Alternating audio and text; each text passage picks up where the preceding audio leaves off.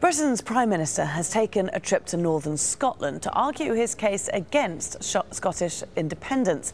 David Cameron met oil workers and held the government's weekly cabinet meeting, not in London, but in Aberdeen. As Kimberly Vinnell reports, independence campaigners say Scots will become rich if they vote to divorce from the UK. On a rig in the North Sea, British Prime Minister David Cameron goes to the heart of the Scottish independence debate: oil and gas.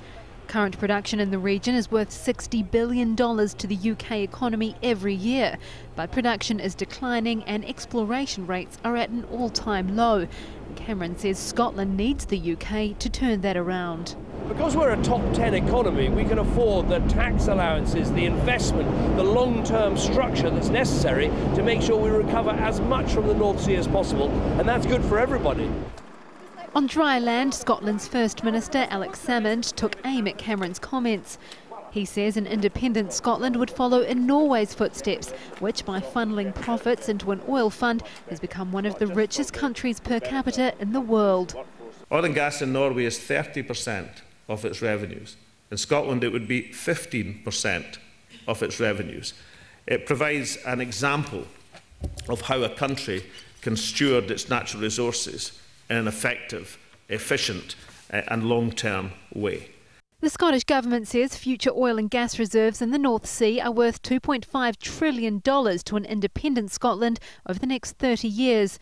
That, First Minister Salmond says, would make Scotland the 6th richest economy in the world.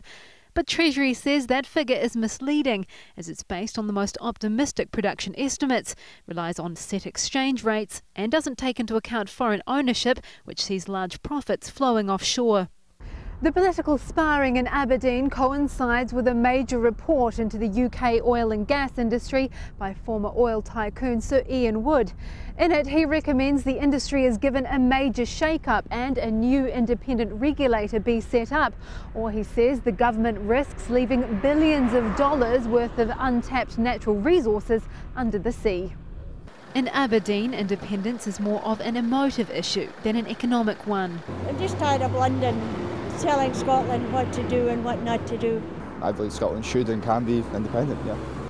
Scots have just under 7 months before they go to the polls to decide whether to split, potentially ending a 300-year-old union, entering uncharted waters. Kim Vinnell, Al Jazeera, Aberdeen.